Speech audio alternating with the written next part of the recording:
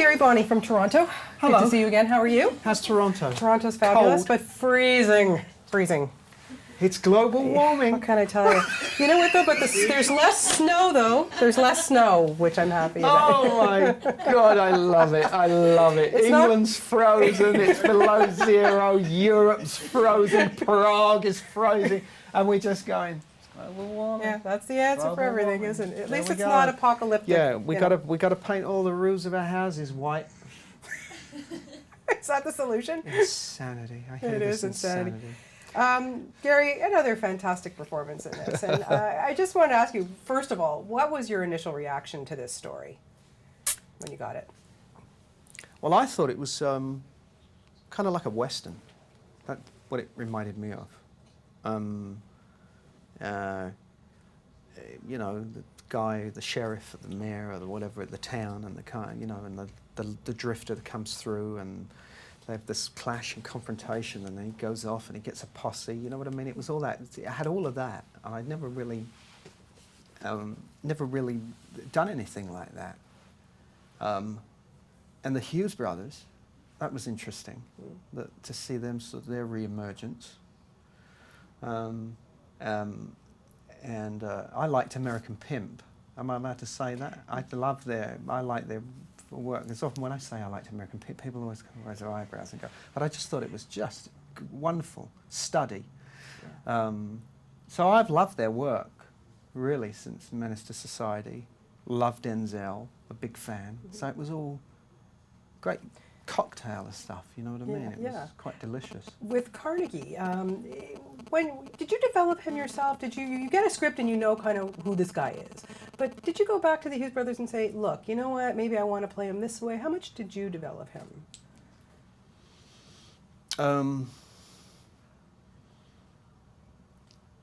Well, I there was no real description of him.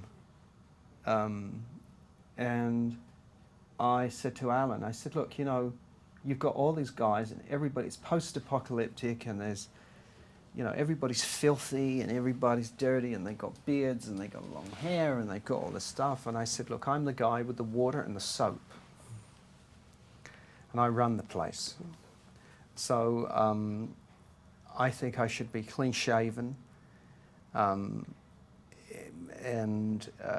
that was initially the kind of look that we went with, but they kind of really open to ideas, Yeah. even in the style of clothes and from early costume fittings and things like that. They're very. That goes back to the pimp look, I thought.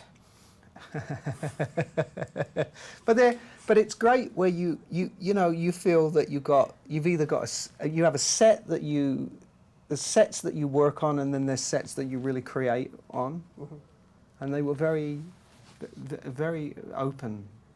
Even occasionally, it's rare, but on this I shot a scene and then thought about it and then wanted to reshoot it because I had a different kind of take on it. Mm-hmm.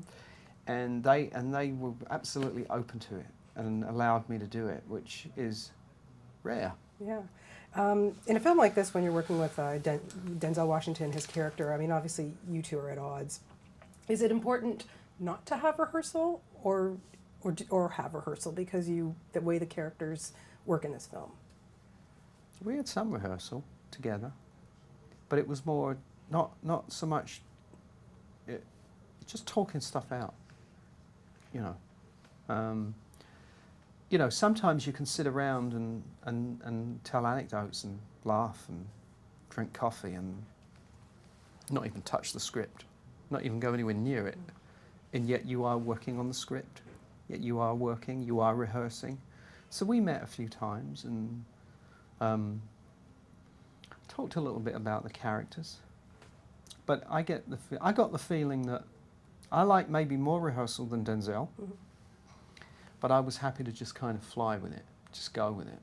He went, you know, we'd get somewhere and he'd go, no, okay, let's not overcook it. Let's save something and let's or that's a good idea. Let's do that when the cameras are rolling. Mm-hmm. What was your impression of watching him work in this film?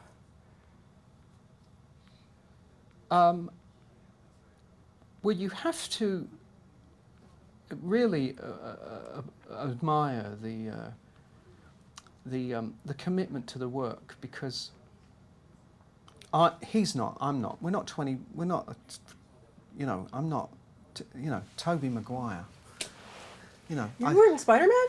No. But Oh, I'm okay. saying, you know, he just strikes me as someone with such kind of full of, you know, he's got energy and he's got this thing. You know, when you get older, you know, and to see Denzel's commitment to the physicality of the role, and he went for training and he had to do 6 months of all that kung fu and working on all that choreography. I mean, it's admirable to watch. Yeah, crazy. To watch someone sort of do that for at that, not that he's old, but at that age, for a part. You know what I mean? I got tired watching him. Yeah, because he's not a kid anymore. And of course, then they had this wonderful sort of notion to sort of, which I thought was very impressive, is not to make it cuddy, but to see these fights almost in their entirety in a wide shot.